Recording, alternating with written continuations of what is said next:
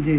और ये वो लाहौर की यादगार टीम है। इस वक्त इसमें एक CPO गुजरांवाला लगा हुआ है, एक लगा हुआ है मुल्तान, एक छुट्टी भी गया हुआ है, डॉक्टर है।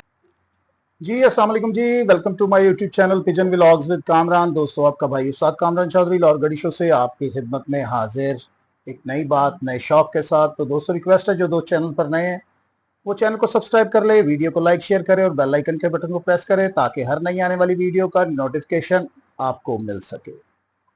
दोस्तों, छुपने छुपाने वाली बात रही नहीं, शख्सियत आपके सामने है। दोस्तों, लाहौर, पंजाब, पाकिस्तान बल्कि वर्ल्ड का बड़ा नाम, वर्ल्ड फेमस शख्सियत, दोस्तों ट्रेंड सेटर। आज आप हमें जो सोशल मीडिया पर एक्टिव देख रहे हैं वो इन्हीं की अनथक मेहनतों का नतीजा है। दोस्तों, जब कबूतरबाजी मेरे मुताबिक गली कूचों में की जाती थी तो लेविश किस्म के स्टैंडर्ड के हॉल में तकरीबात मुनक्किद करवाई गई और सारा क्रेडिट उस्ताद सैयद नायाब हैदर नकवी साहब को जाता है। मेरे साथ आज मौजूद है और हमने सोचा कि दोस्तों को की जो तजर्बात है उनके साथ दोस्तों को नवाजा जाए, दोस्तों को कुछ सीखने को मिले। दोस्तों, 98 की बात है, मैं मैट्रिक का स्टूडेंट था। तो दोस्तों, संडे मैगजीन, खबर अखबार, उनमें एक पेपर शाया हुआ करता था। उस पर पंजाब के, पाकिस्तान के, लाहौर के मुख्तलिफ उस्ताज़ा के इंटरव्यूज शाया हुआ करते थे और बड़ी शिद्दत से इंतजार रहता था। तो फिर आहिस्ता आहिस्ता आहिस्ता बढ़ते बढ़ते फिर मैगजीन तक, मैगजीन से बढ़ते बढ़ते फिर हम टीवी पर आना शुरू हो गए और दुनिया में जब हमें गली कूचों में जाना जाता था तो फिर वर्ल्ड में जाना जाने लगा। तो ये सारा क्रेडिट जाता है जी उस्ताद सैयद नायाब हैदर नकवी साहब को। तो दोस्तों, इनकी पेशे नज़र एक शेर है, वो मैं अर्ज करना चाहूँगा। मंजिल से आगे मंजिल तलाश कर, मंजिल से आगे मंजिल तलाश कर, मिल जाए जो दरिया समुंदर तलाश कर, मिल जाए जो दरिया समुंदर तलाश कर। शीशा टूट जाता है पत्थर की चोट से, शीशा टूट जाता है पत्थर की चोट से, पत्थर टूट जाए वो शीशा तलाश कर, पत्थर टूट जाए वो शीशा तलाश कर। सजदों से तेरे क्या हुआ सदियां गुजर गई, सजदों से तेरे क्या हुआ सदियां गुजर गई। जिंदगी तेरी बदल जाए वो सजदा तलाश कर, जिंदगी तेरी बदल जाए वो सजदा तलाश कर। तो दोस्तों, नायाब साहब के साथ मौजूद हैं और कोशिश करेंगे कि इनसे आज इंथेटिक सवालात किए जाएं, कबूतरबाजी पर मबनी और गहरे सवालात, ताकि आपको सीखने को कुछ मिले। ठीक हो गया दोस्तों? तो दोस्तों, सबसे पहले हम शुरू करेंगे कि कुछ दोस्तों के मुझे कमेंट भी आए थे कि नायाब साहब सरकारी ऑफिसर हैं, तो ये किस ओहदे पर फायज हैं, इनकी पहुंच गवर्नमेंट के आला ओहदेदारान तक है। तो ये मैं नायाब साहब से पूछूंगा, नायाब साहब बताना पसंद करेंगे। जी अस्सलाम वालेकुम नायाब साहब। वालेकुम अस्सलाम। सवाल आपने नायाब साहब हमारा सुन लिया है। जी देखिए, बिस्मिल्लाहिर्रहमानिर्रहीम। मैं इस वक्त जो है डायरेक्टर प्रेस लॉज हुकूमत पंजाब इंफॉर्मेशन डिपार्टमेंट में हूँ। मेरी सर्विस के ज़्यादा हिस्सा जो है वो महकमा पुलिस में गुजरा, तकरीबन 22-23 साल मैं उसमें सर्व किया डेपुटेशन पर, और डायरेक्टर पंजाब पुलिस मैं रहा वहाँ, director public relations Punjab police. तो मेरा ज़्यादा एक्सपोजर पुलिस में रहा है। तो अल्लाह ताला का बड़ा करम है। मैं हमारा महकमा इंफॉर्मेशन भी है, तो उनकी रसाई जो है राइट फ्रॉम CM, मिनिस्टर्स और सेक्रेटरीज लेवल के लोगों से ही रहती है, क्योंकि हमारा है और अल्लाह का बड़ा करम है। इस शौक के लिए भी मैंने जहां जहां रहा इसकी प्रमोशन के लिए बहुत काम किया। और सबसे बड़ी बात ये कि मैंने कभी हेजिटेट फील नहीं किया किसी को बताने में कि मैंने कबूतर पाले हुए। जी वो आईजी हो, वो चीफ सेक्रेटरी हो, वो कोई मिनिस्टर हो, वो हमारा डीजी हो, हमारा सेक्रेटरी हो, मैंने हर मीटिंग में बबांगे दोहल कहा और जस्टिफाई किया कि ये एक बेस्ट इंडोर गेम है। ये जी नायाब साहब, बढ़ती हुई गहमा गहमी, आपको सारी सूरत हाल का पता है और आपकी बेइंतहा काविशें भी हैं उसके लिए, क्योंकि हमारा शौक क्लोज होने को जा रहा है और एयरपोर्ट की वजह से एयरपोर्ट के जो हदूद में 8 किलोमीटर के एरियाज में छतें आ रही हैं, कई छतों के तो जाल वगैरह उतर गए हैं और कई को नोटिस आ रहे हैं। तो लम्हा बलम्हा आप आगाह भी रख रहे हैं हमारे दोस्तों को, तो आप बताना ये पसंद करेंगे कि कहाँ तक पेशरफ्त हुई है, क्योंकि आपकी मीटिंग भी हुई महकमा माहौलियात के डीजी से। जी 2 तो मीटिंग्स जी मेरी हो चुकी है, एक सिविल एविएशन वालों से भी हो चुकी है मीटिंग। जी मैं इसमें बताना चाहूंगा कि ये जो लॉ है जिसके तहत ये नोटिस आ रहे हैं, जी ये लॉ तो एग्जिस्ट करता है, इंटरनेशनली भी एग्जिस्ट करता है और पाकिस्तान में भी एग्जिस्ट करता है।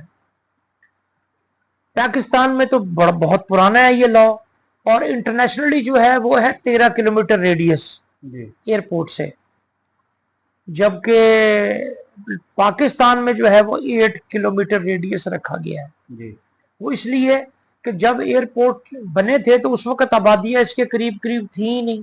जी ये तो आबादियां आहिस्ता आहिस्ता वक्त के साथ लाहौर डेवलप होता गया, बढ़ता गया, और फिर वो कराची की तरह बेहंगम शेप में फैलता ही जा रहा है, जिस तरफ देखे लाहौर फैल रहा है। जी तो अब जरूरत इस अमर की पेश आई कि पिछले 1 साल में कई हादसा हो गए जहाजों के साथ परिंदों की वजह से।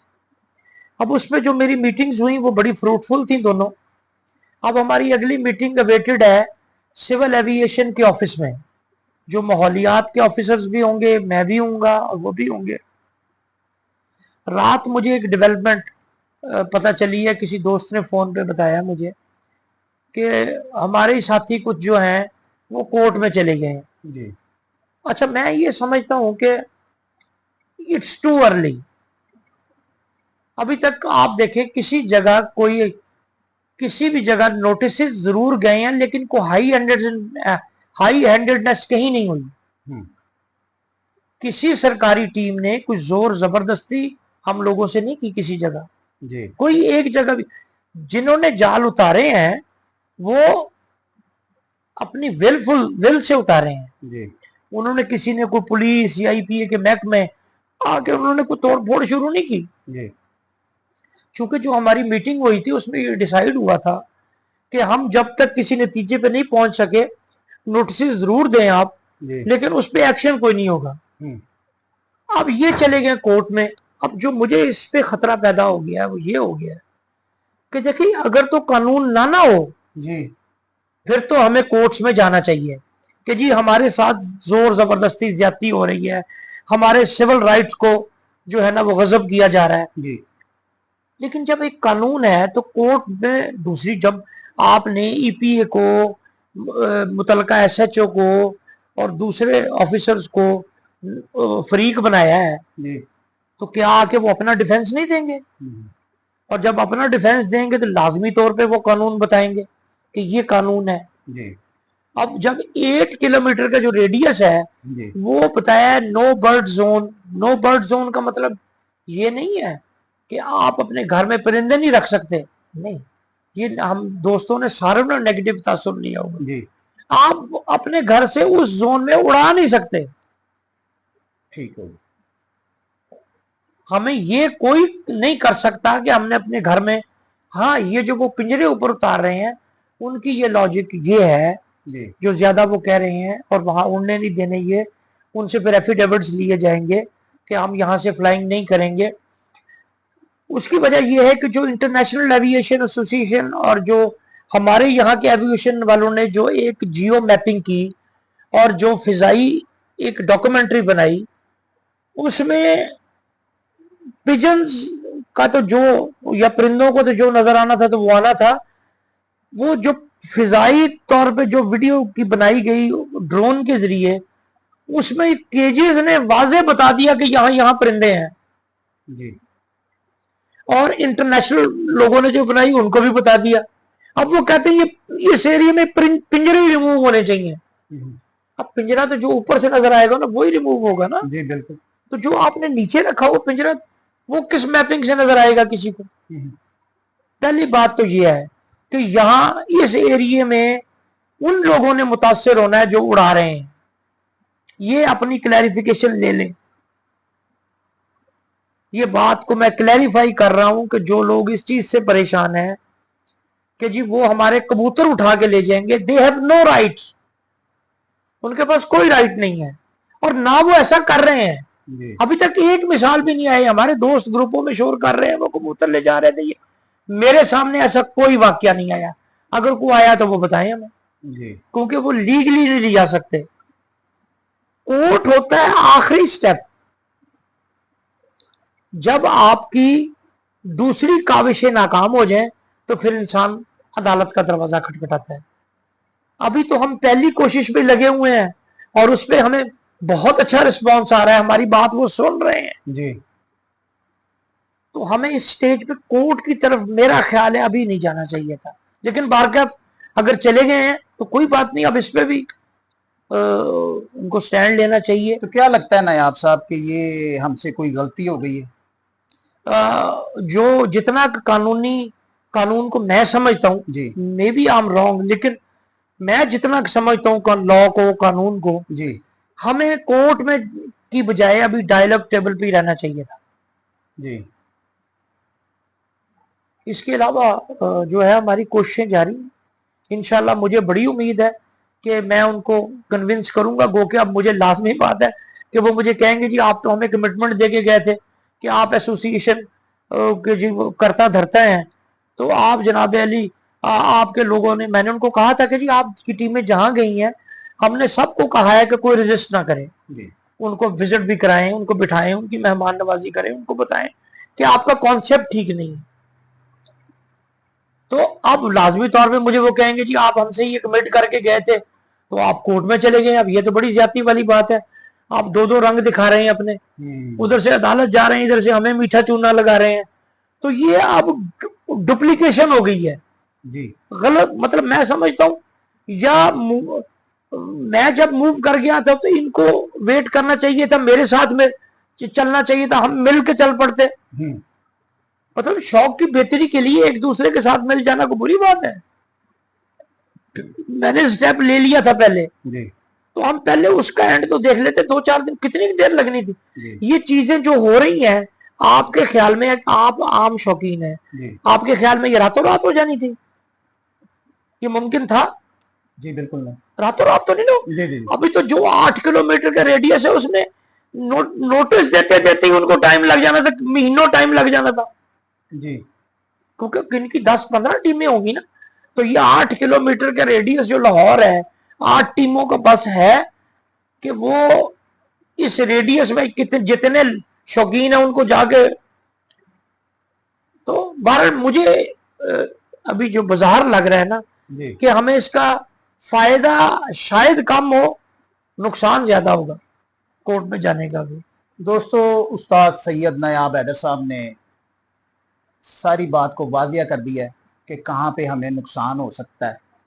तो चलें दोस्तों, ये तो बात रही, ये जो एक क्राइटेरिया था 8 किलोमीटर का, उसके राउंड अबाउट जो भी छतों के साथ कबूतरबाजी का वो जो सिलसिला चल रहा था, तो अभी टेबल डायलॉग्स जो है वो चल रहे हैं। नायाब साहब ने कहा तो इंशाल्लाह बेहतरी होगी। तो अब चलते हैं दोस्तों कबूतरबाजी की तरफ और कबूतर परवरी की तरफ। तो नायाब साहब, मैं ये समझता हूँ कि हर खिलाड़ी का सफर जीरो से शुरू होता है, जीरो से हीरो तक का। बिल्कुल बिल्कुल। तो सैयद नायाब हैदर नकवी साहब का जीरो से हीरो तक का जो सफर है, उसमें कौन सी मुश्किलात आपको दरपेश आई, कौन से मसले मसाइल पेश आए, आप फिर यहाँ तक पहुंचे? वो ये तो मतलब अनगिनत मुश्किलात थी ना। जी पहले तो सबसे पहली मुश्किल तो ये थी घर से। तो वालिद मेरे मुझे इतना वो उसकी तरफ नहीं करते थे पसंद, डैडी मेरे। तो खैर वो पढ़ना गुजरा, फिर मैं जॉब में आ गया। जब जॉब में आ गया तो वो शौक तो घर से मैंने खत्म कर चुका हुआ था। जी तो जब जॉब में आया तो छोटे भाई वो राइट लेफ्ट पे कर रहे थे शौक। जी तो मैंने डैडी को रिक्वेस्ट की, तो मैं कहा डैडी ये इधर उधर लोगों की तरफ जाते हैं दोनों छोटे, तो हम घर पे रख ले। उन्होंने मुझे कहा नहीं अब आपको दोबारा शौक आ जाएगा ये। मैं कहा नहीं डैड वो ऐसी बात नहीं है। तो मैंने घर रख दिए छोटे भाइयों को। तो वो जब कंपटीशन इन्होंने पहला किया तो परफॉर्मेंस कोई भी ना, तो मुझे बड़ा इल फील हुआ, क्योंकि मैं बेसिकली आई एम कंपटीशनर। मैं ऑफिस में भी हूं, मैं किसी भी शोबे में हूं, मुझे कंपटीशन का बड़ा कि मैं किसी से पीछे ना रहूं। जी बस उस मेरी जो कंपटीशन की हिस्स है ना, वो मुझे यहां तक ले आई। ठीक। फिर मुझे जो जी दूसरी मुश्किल पेश आई जी जी वो जब मैंने अपने ऑफिस में मुझे बड़ा क्रिटिसाइज दोस्त मजाक मजाक में करते, दो कबूतर बड़ो दो खुशी कबूतर बाज हो जी। मैंने उनके साथ बातों में उनको लगे रहना। एक दिन चीफ सेक्रेटरी थे जावेद कुरैशी मरहूम, वो शायर थे, मुझे भी शायरी से थोड़ी बहुत शगफत है। जी जी तो वो मीटिंग में वो वक्फा हुआ और चाय पे लाइट गुफ्तगू पे उन्होंने कहा नायाब आजकल नजर नहीं आ रहे तुम, कहाँ फलाम पिछले मुशायरे में भी नहीं थे। तो बजाय इसके कि मैं जवाब देता हूँ, मेरे साथी कुलीग ने दिया। जी उन्होंने कहा सर इनको कबूतरों से फुर्सत मिलेगी तो कुछ करेंगे। वो मुझे उर्दू स्पीकिंग थे, तेज बहुत बोलते थे। जी नायाब तुमने कबूतर क्यों है? मैं कहा जी सर। ये क्या? मैं कहा सर कबूतर पालना नवाबों का काम है। मैं कहा सर ये हमारे कुलीग जो हैं इनको तो पता चल जाए ना कि मुझे मिलने आ रहा है, तो ये अपना ऑफिस छोड़ के कहीं और जाके बैठ जाते हैं कि मुझे चाय पिलानी पड़ेगी। जी तो मैं कहा सर कबूतरों को तो खर्चा होता है, मेरा तो महीना इतना खर्चा है। मतलब मैंने उसको वहां भी डिफेंड किया।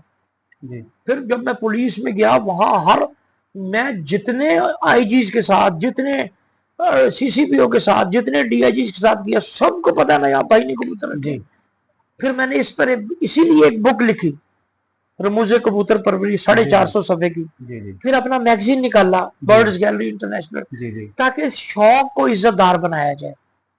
फिर मैंने जब मीडिया में लाया तो मैंने ऐसे असातिज़ा को डिस्करेज किया जो अपने शागिर्दों को सिखाते नहीं थे।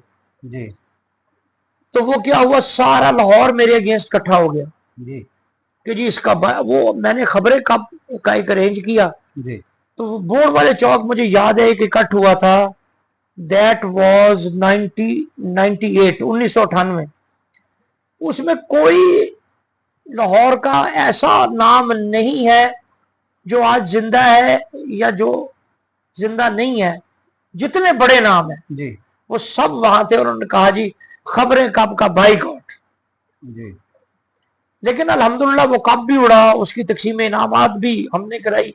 चूंकि मैं आया हूं ग्रास रूट लेवल से, नीचे से ऊपर, जी तो मुझे किसी को सिखाने की जरूरत नहीं। जी मैं तो वो नीचे से, वो कहते ना पत्थर को किसी ने जी जी पूछा जी कि तू गोल किमें गोल हो के गया, हाँ उन्होंने कहा यार ठोकरे खा खा के। खा तो हम आए हैं ग्रास रूट लेवल से। जी हम वो कहते हैं जिस तरह आजकल के लोग कहते हैं, बड़े जो बुजुर्ग कहते होते थे मम्मी डैडी मुंडे कहने, जी हम जो है ना ग्रास रूट लेवल से आए हैं और यहाँ तक बड़ी स्ट्रगल है हमारी। जी बिल्कुल इसी तरह। मैंने मुझे ज्यादा शौक है ब्रीडिंग का। जी मैं कहता हूं कि कबूतर ऐसे बनाओ जब पेड़ लगे आपका, आप मैदान में छोड़े, बच्चा परफॉर्म करेगा, आपका 1 किलो खून खुद ब खुद बढ़ जाता है। जी फिर मैंने जब ये अपना मैं सोशल मीडिया, ये लोग मुझे कभी कोई ये भी भेज देता है, मेरा अली अहमद साहब, जी जी कभी ये सलीम साहब है भेज देते हैं मुझे, ये जरियाब साहब है मेरे शागिर्द हैं। जी तो ये तो खैर कुछ भी नहीं करते सवाए खामोश रहने के। तो वो मुझे कोई ना कोई भेजता रहता है बंदा। तो मैंने उसमें जो कॉमन चीज देखी ना वो ये देखी कि आप ये जी ये गामे वाले कबूतर हैं, ये माजू वाले कबूतर हैं, ये फुफी वाले कबूतर हैं, ये फलां के कबूतर है, ये फलां के कबूतर है। तो मैंने सोचा यार, ये जितने बंदे जो ये बता रहे हैं, इनसे अगर कोई ये सवाल करे कि भाई को आपके पास आप वाला भी है, जी वेयर इज योर स्ट्रगल, आपकी क्या काविश है। और उनमें से अक्सरियत वो लोग हैं जो सोशल मीडिया पे दिखाते हैं, जो सारे सेलर्स हैं, जो बेच रहे हैं। आपके पास कोई कबूतर अच्छे उड़ गए हैं तो आपका नाम लेके बेचने शुरू कर दिए। अली अहमद साहब के पास को अच्छे उड़ गए तो इनका नाम लेके बेचने शुरू कर दिए। सलीम मिट्टू साहब का के ना कोई घर अच्छा उड़ा है तो इसके नाम पे शुरू हो गए बेचना। जी हमें ये कोशिश करनी चाहिए कि व्हाट वी आर डूइंग, हमें हमें ब्रीड में कुछ नया इंट्रोड्यूस कराना चाहिए, ना कि वो पीछों के इधर उधर के पीछे लगे रहे हम। जी ये मुझे बहुत स्ट्रगल करना पड़ी। नायाब साहब, क्योंकि जहां से मैं आपको जान रहा हूँ, देख रहा हूँ, उससे पहले भी गायबाना तारुफ तो था, आपसे मुलाकात भी है, आप हमारे घर भी आए हुए हैं। तो फिर शेख साहब की तरफ, उस्ताद हाजी शेख मोहम्मद सादिक साहब की तरफ भी फिर आपने इंटरव्यू किया, तब आप खबरें संडे मैगजीन में वो शाया किया करते थे। हाँ जी, हाँ इंटरव्यू। तो नायाब साहब, उस दौरान या हमारा आपके वो हसनैनाबाद में जो आपका घर है, भाई घर, वहां पर भी आना हुआ। तो नायाब साहब, तब आपको कुछ परिंदे मुझे बड़ी अच्छी तरह याद है, आपके पास मैं और मेरे चचा चोई परवेज हम बैठे हुए थे। वो कप आपने करवाया था, उसकी एंट्री पे करने आए थे हम, तो बैठे हुए थे, तो आपने बात की कि ये कबूतर कुछ मुझे आए हैं नवाब शाह से। ये आज से मैं 20 साल पुरानी, बिल्कुल सही कह रहे हैं। एक कबूतर आया था, कुछ आपने कहा कि यार वहां पे इतनी गर्मी पड़ती है, ये कबूतर उधर शाम तक की परवाजें करते हैं, मेरे किसी दोस्त ने मुझे भेजे हैं या इस तरह से। तो क्या उन कबूतरों का पर ये आपके जो पाकिस्तानी कबूतर है इनमें शामिल है, या कि वो कबूतर आपके मुताबिक पूरे नहीं उतरे? नहीं, पाकिस्तानी जो कबूतर है ना मेरे, ये 6-7 नस्लों का मुरक्कब है जी, जिनमें से नवाब शाह वाला मुझ पास जो कबूतर आया था ना जी, उसने बहुत अच्छा ब्रीड किया मेरे पास, उसका रिजल्ट भी बहुत अच्छा था जी, बड़ा अच्छा रिजल्ट उसका आया था मेरे पास। लेकिन मेरे पास बदकिस्मती से वो जो मेरे पुराने कबूतर थे ना, वो वायरस का एक ऐसा मरना आया। उन दिनों मैं पुलिस में इतना बिजी था कि कबूतरों को देख नहीं सकता था। तो वो 4-5 साल मेरा बड़ा बिजी टेन्योर था, तो बस वो कबूतर मेरे हाथ से जाया हो गया। जी, ये मेरे पास जो पाकिस्तानी कबूतर है ना, ये तो इस तरह आए कि मेरे एक दोस्त है अमेरिका, जी, उन्होंने मुझे वहां से कॉल की कि यार ये मेरे पिंड के बंदे ने इन्हों तो कोई मसला बनया तो उत्थे तेरे को आएंगे थे। मैं कहा भेज दे। वो बंदे आए, उन्होंने बताया जी कि हमारी 1 एकड़ जमीन है, तो हमारे साथ जो जिम्मेदार हैं उसके कोई 42-43 एकड़ है, जी, तो वो हमें बड़ा फोर्स करता है कि जी 1 एकड़ दे दो हमें, जबकि वो 1 एकड़ हमने अपने वालिद की निशानी के तौर पे रखा हुआ है, उसमें एक बाग सा लगाया हुआ हमने, तो वो हमारी फैमिली के काम आता है, तो हम वो देना नहीं चाहते। लेकिन वो हमें ना ज्यादा प्रेशराइज कर रहा है, इन्फ्लुएंस करता है, हमें परेशान। तो खैर मैंने वहां के मुतलका एसएचओ को रिक्वेस्ट की, उसको कहा, तो उसने मेरी बात को माना और उनका मसला हल हो गया। तो मेरा दोस्त मुझे कई दफा फोन अमेरिका से किया कि आप जाएं, वो आपको मिलना चाहते हैं, वो चाहते हैं कि आप हमारे पास। मेरे पास टाइम ना निकला, तो वो एक दिन मुझे फिर उसका फोन आया, उन्होंने कहा यार वो कह रहे हैं शाह साहब को तो टाइम नहीं लगना थे, असि सानू टाइम लै दिओ, आप जे। मैं कहा हाँ हाँ तुसी भेजो मेरे को। वो ऑफिस आ गए, तो वो मिठाई लेके आए और साथ एक डब्बा था जी, 2 कबूतर थे उसमें, 8-9 कली के पट्टी पट्ठा थे। जी, तो वो कहते जी शाह साहब ए साडे परदादे तो साडे घर चले आ रहे हैं कबूतर, जी, ते साडे दादे नूं भी शौक सी, साडे वालिद नूं भी शौक सी, ते जेड़ा मेरा भाई एक बाहर चला गया उन्होंने भी शौक सी, तो मैं ओदी वही तो रखे। जी, ते फिर मैनू भी शौक डिवेलप हो गया रखना, ते साडे कोले 10-12 जोड़े अपने ही ने, ते ऐसी लेके आया। मैंने वो उसको थोड़ा सा खोला तो मुझे वो सियालकोटी टाइप कबूतर लगे। अच्छा। तो मैंने उसको उस तरह बंद कर, मैं कहा यार आपने जहमत की है, हमारा तो यहाँ शौक दूसरे कबूतरों का है। जी। तो उन्होंने कहा सर तुसी इन्हें जोड़ा ते लाना।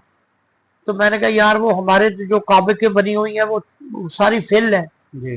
तो वो बार का अब आप लाए हैं तो आपकी। उन्होंने कहा सर तुसी इस तरह करो, तुसी इन्होंने जाके इस तरह ही छड़ लो उड़ा, ठीक। जे थोड़े म्यार ते आन ते नू। मैं कहा ठीक है। वो यहाँ आए, यहाँ काबा खाली कोई नहीं थी। तो मैंने क्या किया, अली अहमद साहब को कहा और शादाब को, जी। मैं कहा यार इन्होंने लिया के ना तुसी उत्थे ना अलहदा अलहदा ला दे, जी। ਇਹਦੇ ਨਾਲ फलानी पट्ठी ला लेना नर दे नाल मादी नाल। हालांकि उन्होंने कहा था ये आपस में लगा लें। हाँ उन्होंने कहा था हाँ, लगा ठीक। मगर आपने चेंज लगाया। वो मेरे जो मेरे माइंड में था ना, जी। मैंने कहा यार इसको ना चेंज करके लगाएं, अगर क्रॉस में ये काम ठीक करेंगे फिर हम इनको ओरिजिनल में ले जाएंगे। जी। बहन एक जगह लगा दी, भाई एक जगह लगा दी। पिछले साल भाई का मादी उड़ी 16 पिंक, जी। जो रिकॉर्ड उड़ी बाजी में जी। 2024 में, आपने भी वो जेड देखा है। जी बिल्कुल। और जो बहन का बेटा ब्लू 2 उड़ा बाजी में। ठीक। तो ये बहन भाई के साथ जो आपने बहन के साथ जो नर लगाया या भाई के साथ जो मादा लगाई, वो आपके घर की कौन सी ब्रीड मैं थी? बताता हूँ, मैं यही तो कह रहा हूँ कि 5-6 मेरे पास था। एक लाल मोतियों वाला नर किसी दोस्त ने गिफ्ट किया। अच्छा। वो लाल मोतियों वाला नर जो था वो मेरे भी पास, सियालकोटी टाइप? हाँ लाल मोतियों का नर, वो जौसरे लाल मोतियों वाला फैसलाबादी कबूतर या इस तरह मास्टर नहीं, वो बड़ा जी। अब मास्टर अब्दुल्ला के घर से आया था। जी। वो किसी बंदे को आया था, वो मुझे जी। दे के गया।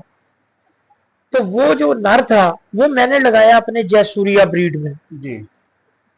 उसकी एक पट्टी निकली, वो मैंने लगा दी आगे से 20 में। तो 20 में से जो नर निकला वो मैंने लगा दिया बहन के साथ। जो पट्ठा निकला था 9 गली का, जी। वो मैंने लगा दिया उसके साथ। जी। जी। आप फिर इस प्रोसेस में मुझे, ये तो मैंने आपको शॉर्टकट करके जी, बता दिया ना, जी, जी, बिल्कुल जी, शॉर्टकट किया मैंने। शॉर्टकट किया जी। ये मुझे 6 साल प्लस लग गए इसको ये जी। करते हुए। नहीं आप साहब, यहाँ पे जो बात एक पैदा हो रही है, देखें जो हम सुनते और देखते भी आए हैं, लोगों ने अगर क्रॉस किया है, क्योंकि यहाँ पे दौरे हाजिर के कबूतर जो है वो टेडी गोल्डन है, जो पंजाब में ज्यादा नुमाया है और शाम तक की परवाजें भी कर रहे हैं, और टेडी के साथ लाल आंख का लगा दिया या टेडी के साथ टेडी कर दिया या लाल आंख के साथ लाल आंख कर दी, बस यहीं पर रहते हैं। जब टेडी के साथ सियालकोटी कर देते हैं, सियालकोटी टाइप कबूतर हो गई या सियालकोटी हो गई, जिनमें मुख्तलिफ फैसलाबादी भी आ जी जाते हैं, जी और जी जी। तो या लाल आंख के साथ, तो फिर वो उनको ज्यादा वो ब्रीडिंग की तरफ नहीं लेकर जाते। मगर आपने इस तरह के कबूतरों को चलाया और अपने ब्रीडर्स में भी इस्तेमाल किया, वो ही उड़ रहे हैं, वो ही ब्रीडर में है। ठीक है। ये देखें, मैं आपको एक बात बताऊं, आज मैं आपके जो सुनने वाले हैं ना, उनको बड़ा मैसेज देना चाह रहा हूँ। जी जी। ये जो आप ये जितने उस्ताद है ना जी। लाहौर, कसूर से, इधर से निकल गया, जी जी जी। ये सारों ने एक गलत फहमियां पैदा की हुई हैं जी। कि एनू असल रखो जी। ते एनू क्रॉस से रखो, असल ही काम करदा है, असल ही काम करदा है।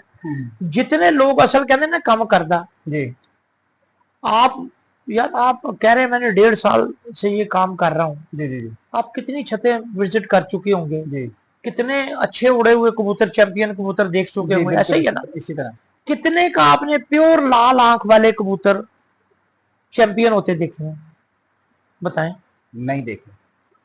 टैडी आपने चैंपियन होते देखे हैं, तो टैडी तो है ही क्रॉस ब्रीड के कबूतर। बिल्कुल इसी तरह। 6-7 नस्लों का मजमुआ क्रॉस है। मिस्त्री दीन साहब का भी ये इंटरव्यू मौजूद है। जी। मिस्त्री शीदे का इंटरव्यू मैंने किया था, अब्दुल रशीद टैडी का, उसका भी ये यही था। चौधरी सखी साहब ने खुद ये इंटरव्यू दिया है कि ये 5-6 नस्लों के क्रॉस से बने थे ये टैडी। भाई कबूतर बनता ही क्रॉस से है। अच्छा कबूतर, अच्छा ब्रीडर बनता ही क्रॉस के साथ है जी। ये लाल आंख वाले रोज आपको दिखाते हैं आके वो इंटरनेट पर और ये सोशल मीडिया पर ये रिंग और ये फ्ला और ये ढमकान। यार मुझे बताओ, आप भी छतों पे लोगों की विजिट करते हो, मैं जब मीडिया में था तो मैंने पाकिस्तान का कोई मतलब पंजाब का कोई शहर नहीं छोड़ा जहां मैं नहीं गया। जी जी बाहर के मुल्कों में मैंने विजिट किया। जी यार यकीन करो, मैंने 95% कबूतर चैंपियन वो देखे जिनकी रिंग नाम की कोई चीज ही नहीं जिनमें। जी जी जी जी ये सिर्फ लोगों को धोखे पे लगाया हुआ है।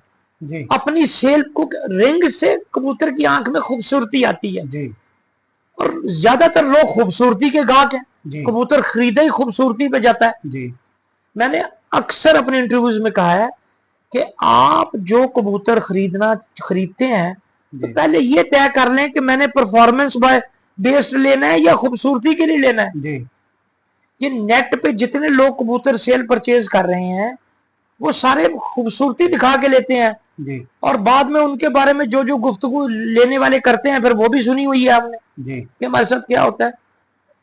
परफॉर्मेंस और है, खूबसूरती और है। हाँ, आपका कमाल ये है कि आप कबूतर खूबसूरत और खूबसूरत दोनों बनाएं। जी वो खूबसूरत भी हो, वो खूबसूरत भी हो। और ये जो अभी तक की जितनी ब्रीड मुतारफ हुई है ना, जी ये तुर्रा इम्तियाज टेडियों के पास है जी कि वो खूबसूरत भी हैं और खूबसूरत भी हैं। जी जो लोगों को अट्रैक्ट करते हैं, ब्लैक एंड व्हाइट कलर है ना जी कॉम्बिनेशन, वो अट्रैक्ट करता है। आप कलर भी पहने, ब्लैक एंड व्हाइट, ब्लैक जोड़ा पहना हो, नीचे व्हाइट चप्पल पहनी हो, हर बंदे की निगाह आप पर जाएगी, टिकेगी।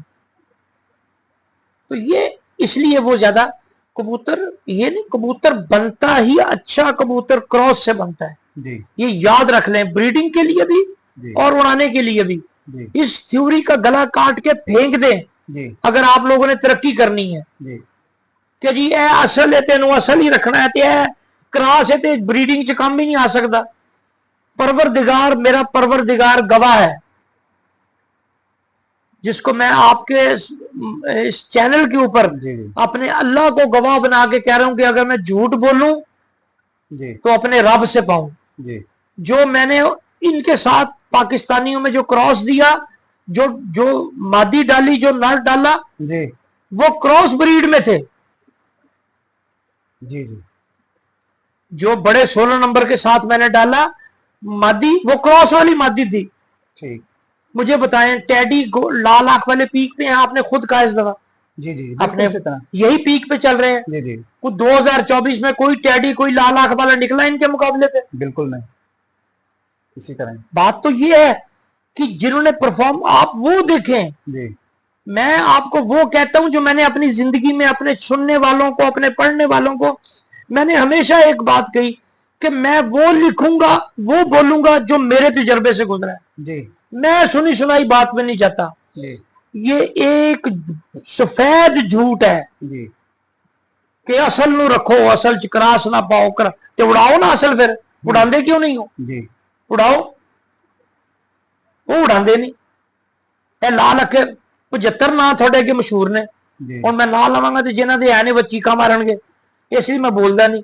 तो भाई बात ये है कि असल वसल कोई कबूतर क्रॉस में ही ब्रीड के लिए बनता है, जी क्रॉस में उड़ाने के लिए बनता है। जी भाई आपने कबूतर से जीन्स लेने हैं ना, ब्लड लाइन बननी है ना। जी बिल्कुल आप, मैंने 5000 मरतबा ये मिसाल दी जी जी कि भाई आप जब फैमिली में आपके रिश्ता कोई नहीं होता जी और आपने जाकर अपने बच्चे या बच्ची के लिए रिश्ता तलाश करना है, जी तो आप सबसे पहले जो चीज चेक करते हो, ये चेक करते हो उसकी शोहरत, कि इनकी शोहरत अच्छी है या बुरी है, ये चेक करते हैं ना। जी बिल्कुल इसी तरह, गुड, रेपुटेशन, आप पहले वो चेक करते हैं कि यार आया ये शरीफ लोग हैं, ये झगड़ालू तो नहीं, ये क्रिमिनल तो नहीं, पहली चीज ये। फिर जी। उसके बाद दूसरा देखते हैं, क्या यार ये हमारी बच्ची ने इस घर में आना है, क्या कुछ सोर्स ऑफ इनकम इनका ऐसा है,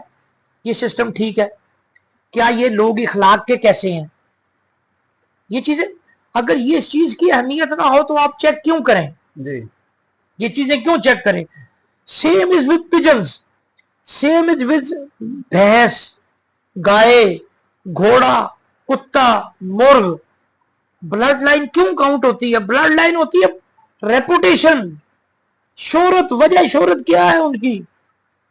यार है कबूतर दी ए जेडी ब्लड लाइन है ना, ए ते यार जो बहती आगे ना पता ही नहीं होंगे उठते ने जी वो यार है निकलते ही 4 बजे तो बाद होते हैं। यानी कि घर बातें होती है ना। जी बिल्कुल, मैं आप साहब इंटरप्ट करूंगा माजरत के साथ। देखें, जो भी जिन्होंने कुछ करके दिखाया हुआ है कबूतरबाजी में, जो बड़े नाम है, जैसे इखलाक अहमद खान साहब हो गया, मियाँ साहब का घराना हो गया, आप ही को ले लें, और बड़े नाम हैं जिन्होंने कबूतरबाजी को सजाया। जब वो बात करते हैं कबूतरों की तो वो ब्लड लाइन पर करते हैं, जो मैं भी जिसको तस्लीम करता हूँ। और कुछ हमारे दोस्त हैं, शायद यंगस्टर हैं, नए शौकीन हैं, कुछ 10-15 साल का तजर्बा शायद उनका होगा, तो वो ब्लड लाइन को एक साइड पे कर देते हैं। वो कहते हैं ब्लड का कैसे पता चलेगा जी, क्या हम उसका खून लेंगे, क्या करेंगे। शायद वो सादा अल्फाजों में ये बात करते हैं या उनको इतना नॉलेज नहीं, तो वो पर पॉइंट को ही एंड समझते हैं, हर चीज पर पॉइंट पर ही रखते हैं कि भाई जिसामत, हड्डी जोड़ पर, तो ये ब्लड लाइन कोई चीज नहीं है। जैसे हड्डी जोड़ का कबूतर अच्छा है, परों का कबूतर अच्छा है, तो वो अच्छा है। ये मैं बताता हूँ आपको, बड़ी आपने ये इंफॉर्मेटिव सवाल किया है।